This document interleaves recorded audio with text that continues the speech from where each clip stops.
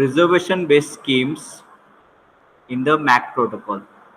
We have already studied the fixed schemes and the random schemes in the MAC protocol.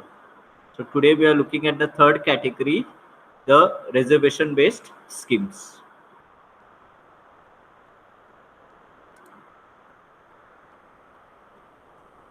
So the reservation based scheme is mainly based on the RTS and CTS signals.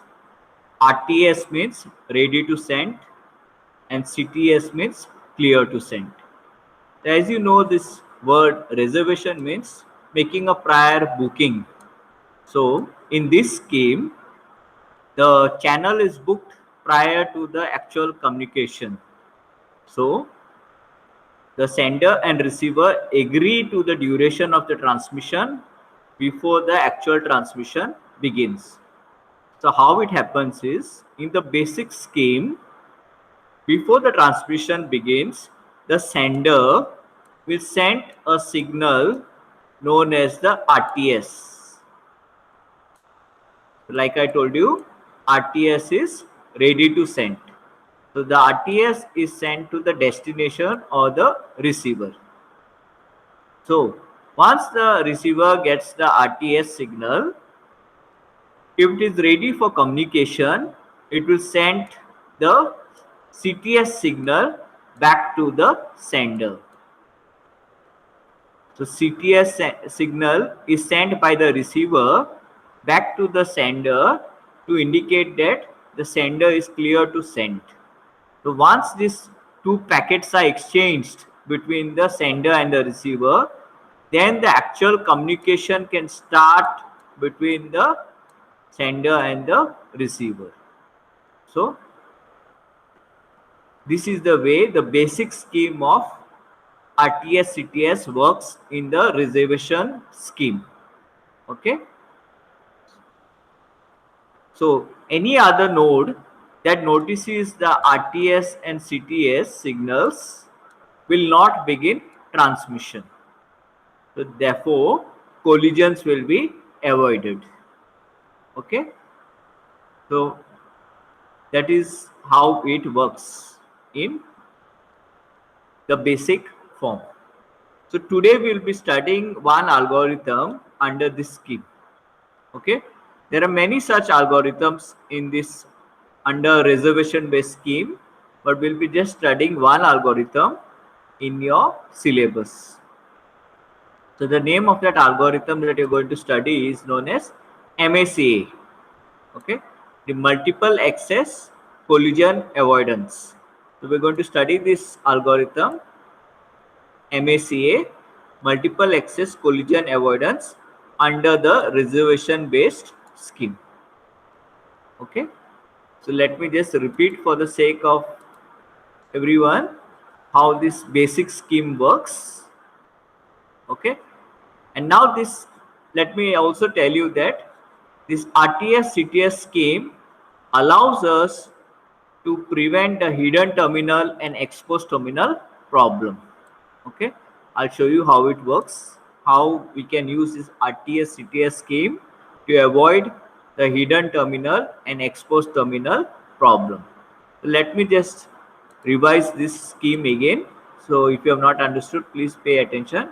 There's a receiver, sorry, there's a sender. So let me just rub this.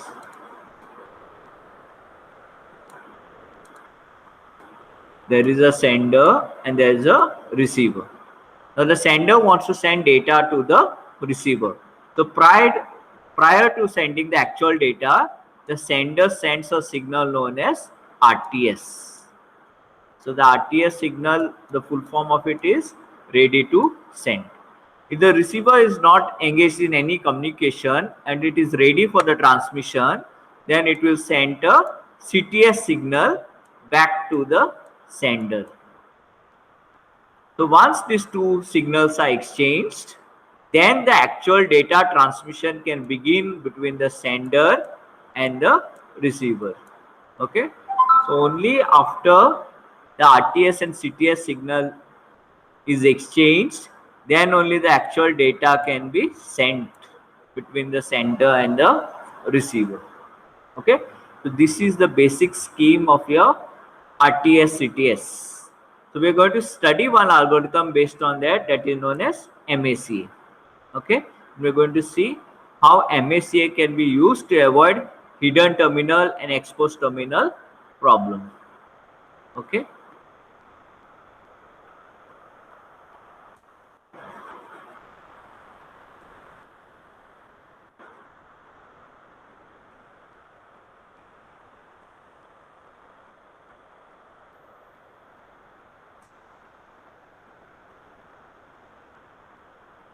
So what does the RTS and CTS contain? The RTS and the CTS contains the same details. They contain the sender name of who is the sender, who is the receiver, and the transmission time. So a typical RTS and CTS contains the sender, receiver, and the transmission time. So basically, suppose there is this node A and there is a node B. Okay, suppose this is the range of A. So if A wants to send data to B, it will send RTS containing the name of the sender as A, the name of the receiver as B, and some transmission time. Okay, just for example, let me put it as 10 units of time. Okay, so this is your RTS. So if the receiver is ready to receive the data, then again he sends a CTS packet containing the name of the sender is A, name of the receiver is B, and the unit for the transmission that will be required, which is taken from here, which is 10. So this is your CTS signal.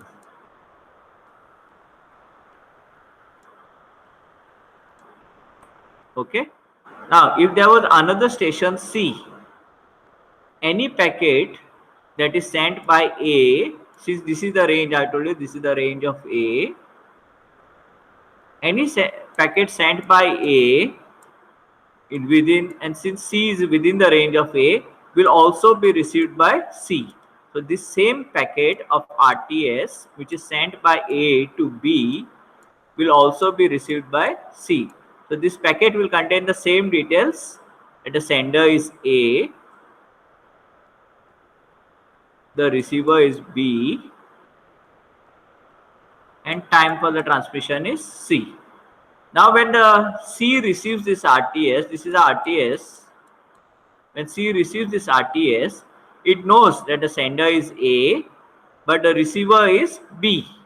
So it will ignore this RTS and it will not reply to it. Okay, it will not reply to it because the receiver is supposed to be B and not C. So C ignores this packet. Whereas when B gets this packet and it checks that the receiver is B, it can reply to the sender.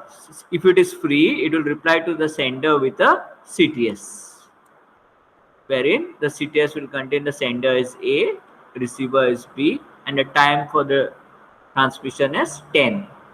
Okay, this is the basic way of how your RTS and CTS works.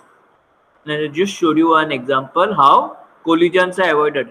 C will not begin any transmission because it knows, because of this received RTS, that some other communication is taking place within this range. So if C starts with a transmission with A or B, C starts with the transmission with A or B, it may lead to collisions. And it also knows for how long it is the communication is going to take place. It knows that communication is going to take place for 10 units of time. So after 10 units of time, C may attempt to communicate with either A or B if it wants. But before 10 units of time, it will not do any attempt to communicate. Okay, so I hope you're getting this point.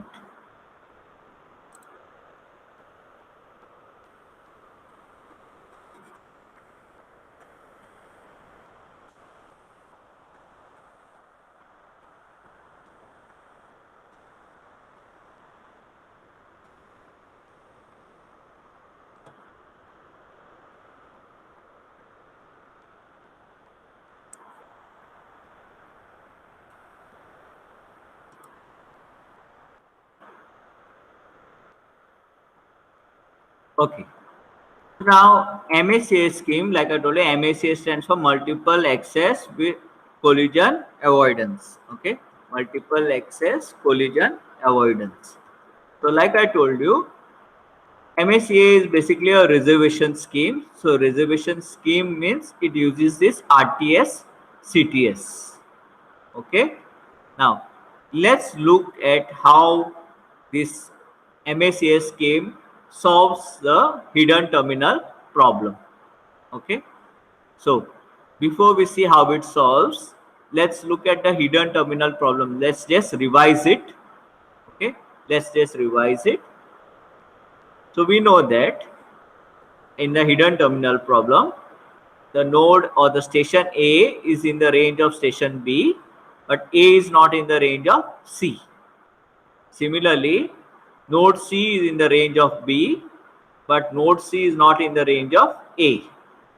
Whereas node B is in the range of both A and C. Okay. Now, the two cases where the communication works fine is if A is sending data to B, A is sending data to B, or B is sending data to A, and C is not doing any transmission. That time this works fine. The second case when the data will transmission will work fine is when B is transmitting data to C, when B is transmitting data to C, or C is transmitting data to B and A is not doing any transmission.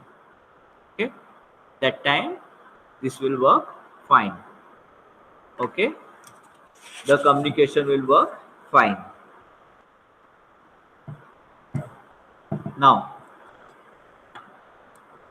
when will it fail? Okay, when does the communication fail? The communication fails when both A and C attempt to send data to B at the same time. So when both A and B attempt to send data to B at the same time, it results in a collision. Okay, why it results in a collision? Because when C starts the transmission to B, it is not aware that A is present.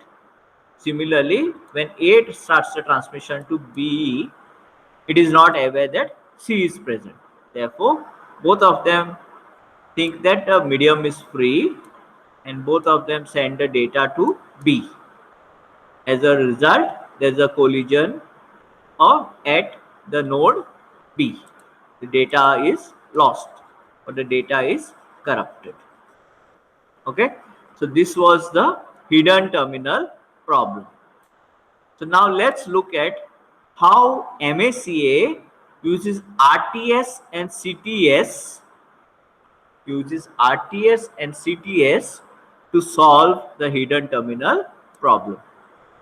Okay, so let's say that A wants to communicate with B.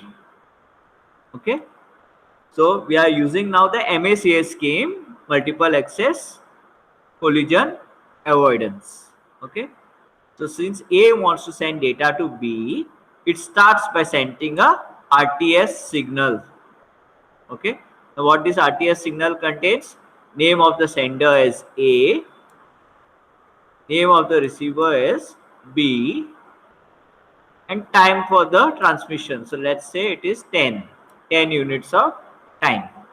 Okay, name of the sender is A, name of the receiver is B, and transmission time is 10. Now it sends this RTS signal is sent to all the stations within its range. This is the range of A. Okay, this circle here.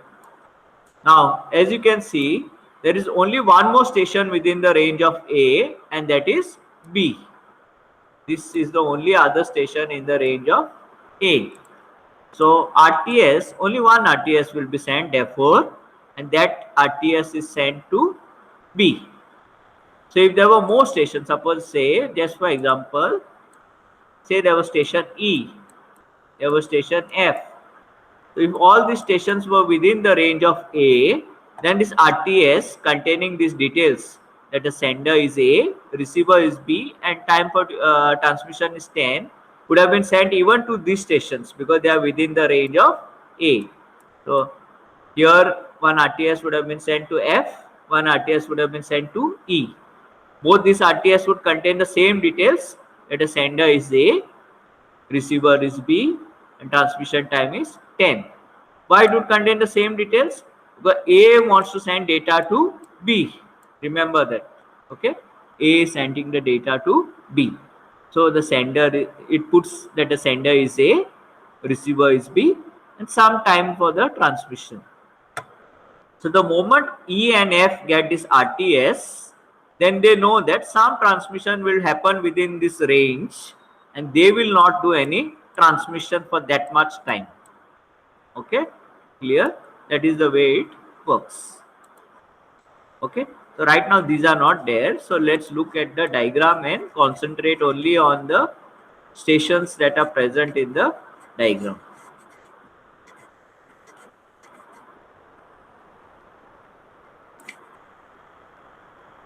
So A sends RTS to all the stations within its range. There's only one station within its range, that is B. B is the only station within the range of A. The RTS is only received by B. Now since B is idle, it can commence with the communication. It can begin receiving the data. So since it can begin receiving the data, it sends CTS to all the stations within its range. Now it wants to receive the data from A, so the CTS contains the name of the sender as A. Since B wants to receive the data, it puts the name of the receiver as B, and it puts the same amount of time that A had sent. That the amount of time required is 10. Okay, and this CTS is sent by B to all the stations within its range. Like we know, within the range of B, both A is present, so A receives one CTS, and within the range of B also C is present, so C receives another CTS. So again, this CTS contains the same details. Okay, sender is A, receiver is B, and duration of the communication is 10 units of time. When C receives this CTS, it knows that there will be a communication between A and B for 10 units of time. So C will not do any transmission for 10 units of time. So this channel is now, medium is now reserved for 10 units of time for communication between A and B. So this is how the hidden terminal problem is solved in using MACA algorithm. Okay, so I hope you have understood how it works. So let me repeat it. When A wants to start transmitting data to B, before the actual transmission, what it will do? It will send one RTS. RTS contains the details of the sender. The details of the sender is name is A, name of the receiver is B, and some time for the transmission, say 10 units of time. When B gets the RTS, it replies with a CTS. Okay, and this CTS is sent to all the stations within its range. Now, there are two stations within the range of B, A and C. So this CTS is sent to both A as well as C. And the CTS contains the same details. Name of the sender is A, name of the receiver is B, and time for communication is 10. When C gets this, it looks at this part of the message and it realizes that there is going to be a communication between A and B for 10 units of time. So for 10 units of time, it will not do any transmission to B. Okay, so this is how your hidden terminal problem gets solved using RTS and CTS in the MACA algorithm. Okay, but if you realize there can be still one more problem in this scheme. Okay, what if A wants to send data to B? Okay, so therefore it sends a RTS. So therefore it sends a RTS since A wants to send data to B. At the same time that A is sending this RTS, C decides that it also wants to send a data to B. So it also sends one RTS. Same time as A, C also sends one RTS to B. When these both RTS are received here at the same time, there will be a collision. And again, this collision is due to the hidden terminal problem that we have discussed. Okay, I hope you are getting it.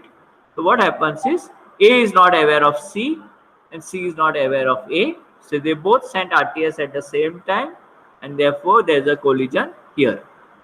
But this collision is acceptable because this packet, RTS packet, is normally small size packet. Okay, so this loss is acceptable, whereas the actual data transmission would have been of a longer time, so the channel wastage or the bandwidth wastage would have been more if the data was lost. Okay, so please remember that although this collision occurs, this is acceptable since the packet of RTS is having very small duration, or the packet size is small, you can say, compared to the actual duration of data transmission. Okay, so what B will do is, to solve this problem, B will reply to only one station, either to A or to C. Okay, so it will reply when it receives two RTS, when it gets two RTS, okay, it will reply only to one of the two stations, either to A or to C. Okay, so only when CTS is received, then the data transmission can begin. So no data transmission occurs without an appropriate CTS. Remember that. Okay, so this is how your MACS scheme solves the hidden terminal problem. Okay, so now let's look at the next problem that we had seen, exposed terminal problem.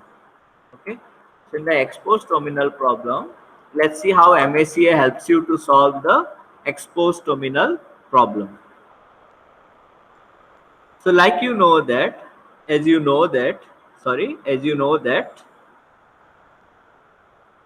in the exposed terminal problem, we do not allow, if two stations are communicating, MAC does not allow any other station within that range of those two communicating stations to transmit.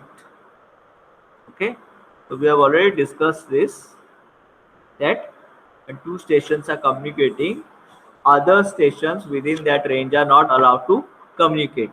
Okay, although that communication between that stations would have resulted in no interference with the original communication, still that is not allowed. Okay, just to revise, let's look at this. Imagine that B wants to send data to A. B wants to send data to A. Okay, B wants to send data to A. So I'm just discussing the exposed terminal problem right now. I'm not explaining how MACA is solving it. Okay, so B wants to transmit data to A. So what is the other station in the range of B? The other station in the range of B is C. So if these two stations start their transmission, A and B, which station will not be allowed to transmit? C. Okay, so there was one station here, D, and C wanted to send data to D. Because C is in the range of this station here, B, this communication would not be allowed. This would not be allowed. C transmission to D would not be allowed. This is known as your exposed terminal problem.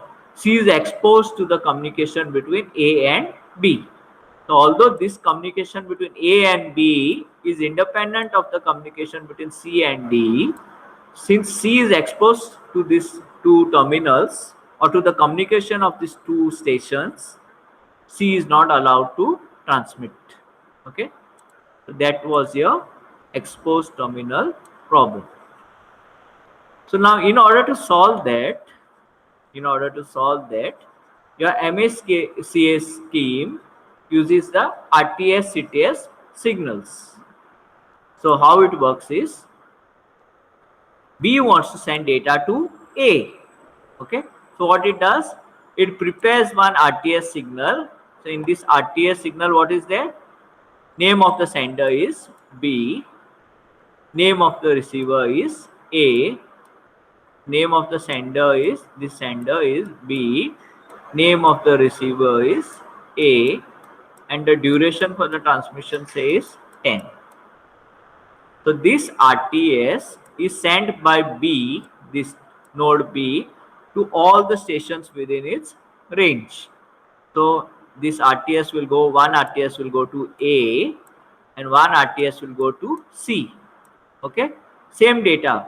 So sender, even to C, the sender will go as B, receiver will go as A, and duration for that will be given as 10. Okay,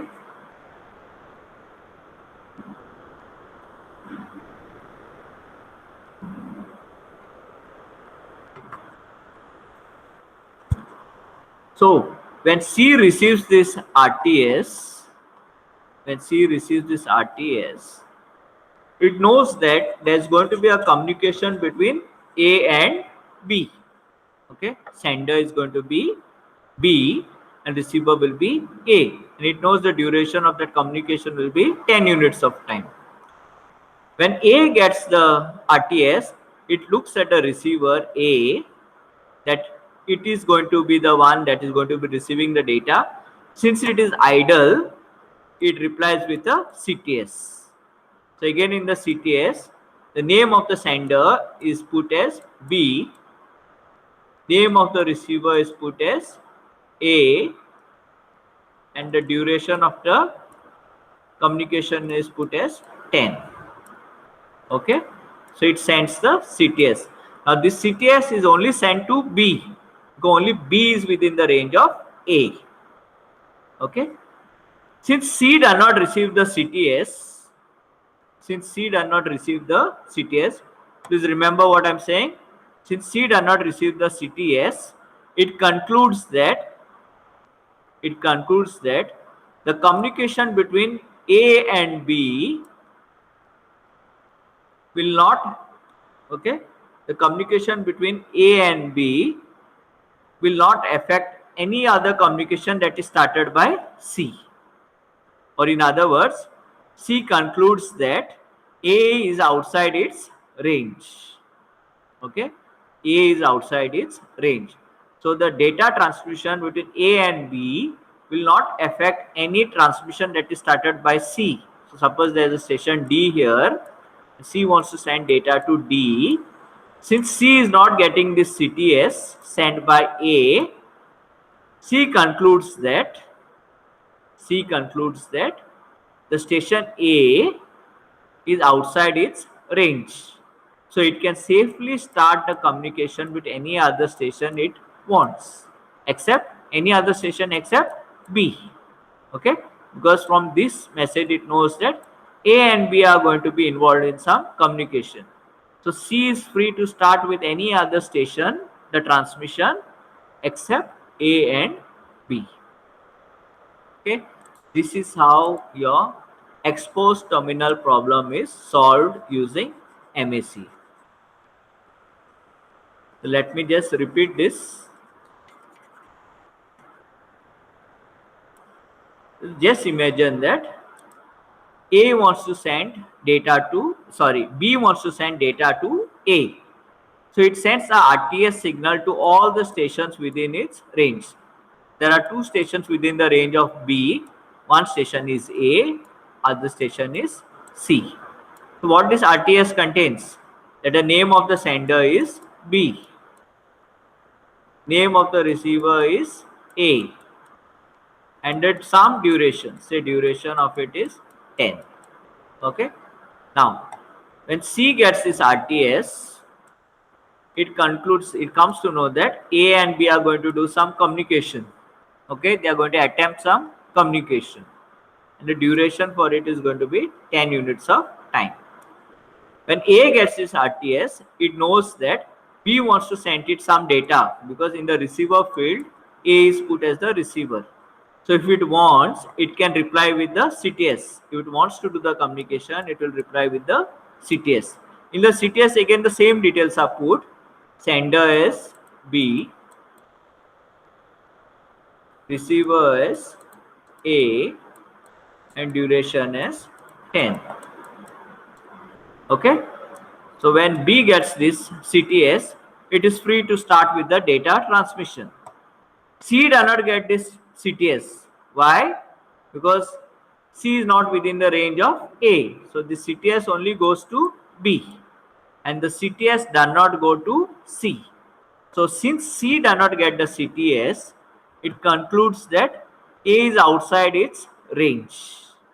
And since A is outside its range, C understands that C can start transmission with some station D without interfering with the communication between A and B. Okay, so this is how MACA solves the exposed terminal problem. Okay, so hope you have understood it. So if you have any difficulties, then we can discuss in class. Okay, thank you students for listening, and meet you tomorrow for the offline class.